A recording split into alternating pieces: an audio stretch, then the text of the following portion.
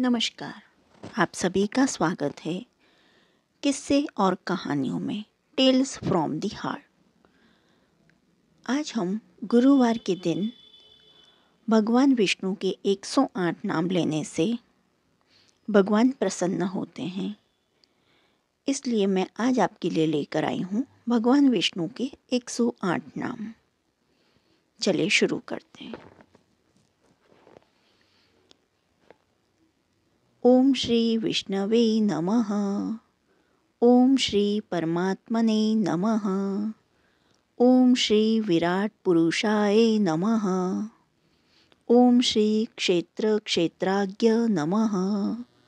ओम श्री केशवाय नमः।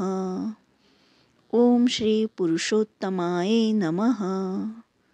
ओम श्री ईश्वराय नमः। ओम श्री ऋषिकेशाय नमः। ओम श्री पद्मनाभाय नमः। ओम श्री विश्वकर्मणे नमः। ओम श्री कृष्णाय नमः। ओम श्री प्रजापतये नमः। ओम श्री हिरण्यगर्भाय नमः। ओम श्री सुरेशाय नमः। ओम श्री सर्वदर्शनाय नमः। ओम श्री सर्वेश्वराय नमः। ओम श्री अच्युताय नमः। ओम श्री वासुदेवाय नमः। ओम श्री पुंडरीकाक्ष नमः। ओम श्री नरनारायणाय नमः। ओम श्री जनार्दनाय नमः। ओम श्री लोकाध्यक्षाय नमः। ओम श्री चतुर्भुजाय नमः। ओम श्री धर्माध्यक्षाय नमः। ओम श्री उपेन्द्राय नमः। ओम श्री माधवाय नमः। ओम श्री महाबलाय नमः। ओम श्री गोविंदाय नमः। ओम श्री प्रजापतये नमः। ओम श्री विश्वतमने नमः। ओम श्री सहस्राक्षाय नमः।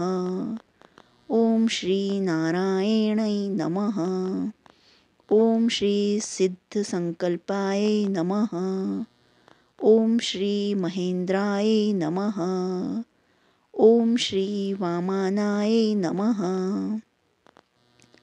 ओम श्री अनंतजिते नमः।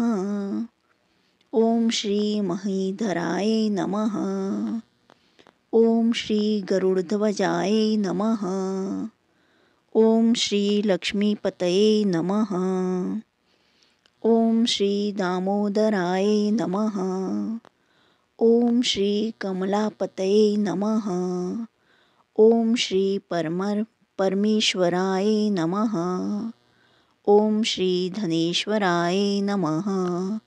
ओम श्री मुकुंदाय नमः।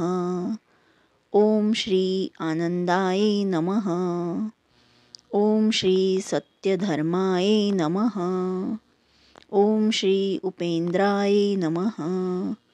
ओम श्री चक्रगदाधराय नमः। ओम श्री भगवते नमः। ओम श्री शांतिदाय नमः। ओम श्री गोपतये नमः।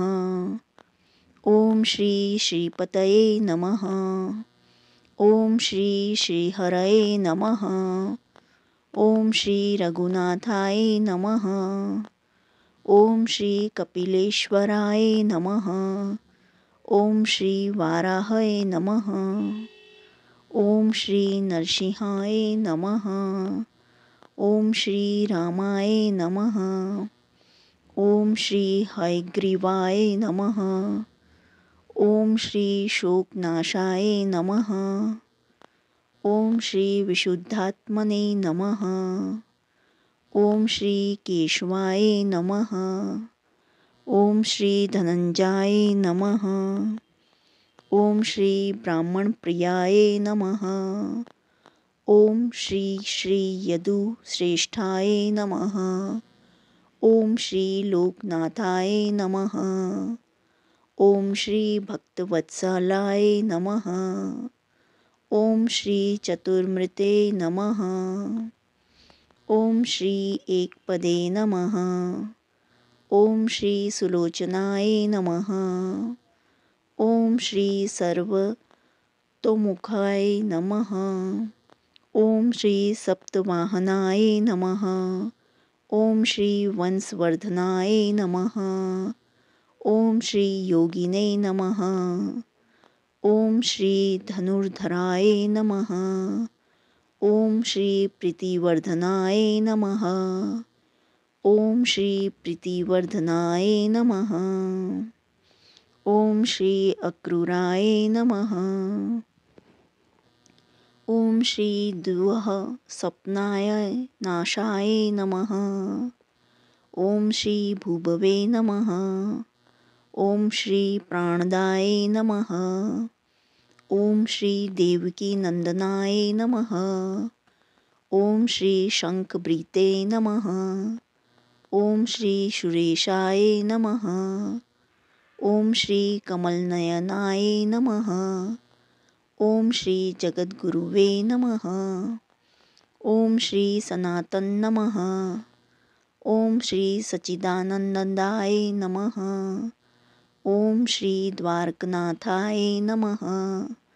ओम श्री दानवेंद्र विनाशकाय नमः। ओम श्री दयानिधि नमः। ओम श्री एकतमन्ने नमः। ओम श्री शत्रुजीते नमः। ओम श्री घनश्यामाय नमः। ओम श्री लोकाध्यक्षाय नमः। ओम श्री जरामरणवर्जिताय नमः। ओम श्री सर्वयज्ञफलप्रदाय नमः। ओम श्री विराट पुरुषाय नमः। ओम श्री यशोनंदनाय नमः। ओम श्री परम धर्मिकाय नमः। ओम श्री गरुड़ध्वजाय नमः। ओम श्री प्रभवे नमः। ओम श्री लक्ष्मीकांताय नमः। ओम श्री गगनसदृशाय माय नमः। ओम श्री वामनाय नमः। ओम श्री हंसाय नमः। ओम श्री वायसाय नमः। ओम श्री प्रकटाय नमः। बोलिए विष्णु भगवान की जय। जो आपको भगवान के ये नाम पसंद आए हों तो please like share and subscribe. देखने के लिए धन्यवाद। और आपको 108 नामों में से भगवान विष्णु का कौन सा नाम पसंद है प्लीज़ कमेंट बॉक्स में लिखकर बताइए। जय हिंद, जय भारत।